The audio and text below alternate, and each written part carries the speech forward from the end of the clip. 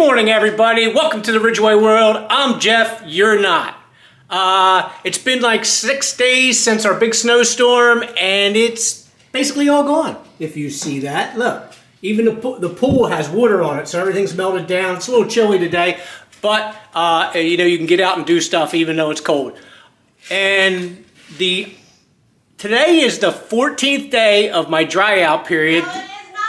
It's day 13. It's day 14 because No, today is day 14 because I had a beer. The last beer I had was Saturday afternoon or evening 14 days ago, and yeah, I'm pissing. So what are you doing anyway that you're telling me if it's day 14? Saturday doesn't count because you had a beer on Saturday. Yes, so but that's it has to start on a Sunday. So should I call somebody because are you like stuck? It's day 13. Is it like woman down? What's the problem?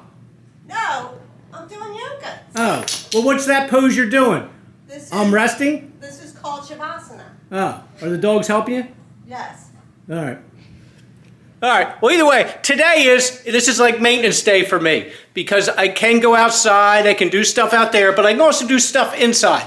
And this past week, right before the snowstorm, we had the septic system dump, which you can see right there, that lid. That's a good thing to do for people that don't have city sewer, that you get that every 2 years cleaned out, because what happens is if you don't get it pumped out, then all your solids, all your shit and toilet paper bypasses the tank. There's baffles inside each tank or each part of the tank that doesn't allow it to go out to your septic bed. That's what we have because we don't have city sewer. So, but if you don't get it pumped out, all that goes out there and then clogs up your piping out in your field bed, or you know where all the liquids are supposed to drain to. So, and then your water backs up and you get all this poop. Yeah, as Terry said, in what position is Shabazga? What? It's a Shavasana. Bosnia? What? Shavasana. Oh, okay. Yeah, she's right. So what happens is if that all backs up sometimes, which we had in the past years ago before we knew we were supposed to be, you know, having our tank pumped out, we had it back up into the basement, and where this was before anything was built down there, before the shit show where all the boys' crap is down there, and last week's events, it flooded out the corner of the basement. So we had to have it sterilized, cleaned, all that crap done, just because I didn't know at the time, because I was young and stupid, and I didn't know I was supposed to have my tank pumped out. But getting back to what today's maintenance is, today we're going to be doing the changing the filter in the heater. I don't know if anybody's ever had issues with their heater when the heater cycles, or it won't reach temperature, or it just runs and constantly won't shut off. That's usually either a battery in the thermostat, which is an easy fix. Usually any thermostat that is electric and battery will have a little thing on it that shows the battery. So that's my first advice thing to check. Next, we're going downstairs.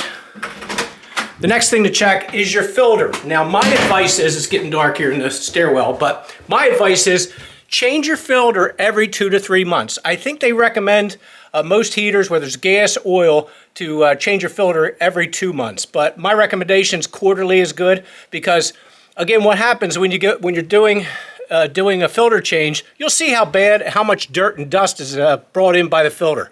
Now, speaking of dirt and dust, the shithole is still a shithole.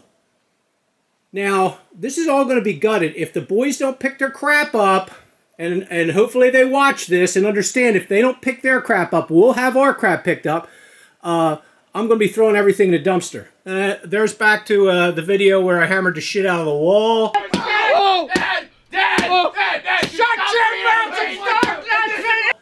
We ended up taking this wall out. Everybody remembers that wall where I went in there and raided something Jesse was doing. I'm about to face off. Yo, dude, Jess, you might want to get out of there. No, don't touch that Jess, yes. Dude, Jess, Dad's here. He's ready to come play games with you. Dude, you better jack off out of the Back matrix, bro. into this couch. Okay. Oh, I'm on there, sir. Whoa, jeez. Hey, this game's crazy. What is that? Dude, what is going on? There's a game and then all of a sudden something's happening. Oh, my paintings. But yeah, it's time for the Ridgeway household to fix their stuff up and quit worrying about everybody else's shit. So here's another thing I learned while I was down here. Okay, JT had all these paintballs. He's got cases and cases of paintballs, right? Did not know that mice love paintballs. Now, I haven't had mice in here in a couple years, so that's how long it's been since we've really been down here doing anything. But look on the floor. Paintball crap. See it there? And the oddity is, okay, this really freaked me out and skeeved me out, actually, is that, look inside. This is my pot that I put on the fire or on the wood stove to add moisture. Look inside. Now, this thing's never open. It's always kept shut. And see, each one has a hole chewed out. A hole chewed out. So that little bastard mouse was taking a paintball and putting it in there and stocking it away for some other thing. But we've been finding paintballs everywhere. I found them in the attic. I don't know how they did it. But again, I got mouse traps set up everywhere to kill the little bastards. And they're not tripping it, so they're gone. We found 2 dead ones. I think Jess last week found one in his box, which pissed him off and skeeved him out too. So, and then I found one by the door, I don't know, a few weeks ago, but it's been there a long time. But again, we haven't been down here, much. A big old Bud Light helmet like that. So here's what we're going to do today. Now this will be quick. I'm not going to show you a lot of stuff because I'm not technically an HVAC guy. I am a Black Seal boiler operator by license with the state of New Jersey, but I deal with more bigger stuff, tube boilers, hot water boilers, whatever the case may be. So here's my advice. Today, we're going to change a filter. One thing I like to do, and I'm rushing because I don't like long videos because I get bored, but if you, in your heater unit, most heater units have some kind of filtration system. Some are the outside of the inflow of air, some are inside the heater. Ours is inside. So what I recommend is always write the filter size somewhere on the exterior of your heater so you always know what size filters to get. I always like to buy 3 and 4 packs of Filtrate, and you can see I got the micro allergen ones right there. I always keep them. And just to give you an idea how bad a filter is, I saved one from a while ago. Now, in comparison, look at the difference. These are the same filters because I buy the same ones all the time. See the difference of the new filter in comparison to the dirty old one. So, even though you may be clean freaks and take care of your house, you're still going to get allergens and your filter's still going to get dirty because it sucks all the nasty shit out of your house. So first advice, there's usually a kill switch on the side of your heater, turn to off. Oops, just popped a ping pong ball. And if you look around in the heater, there's your blower right here. You got gas lines coming in right here. And again, I don't mess with them. I have cleaned my fire box. This is the fire tube box right here.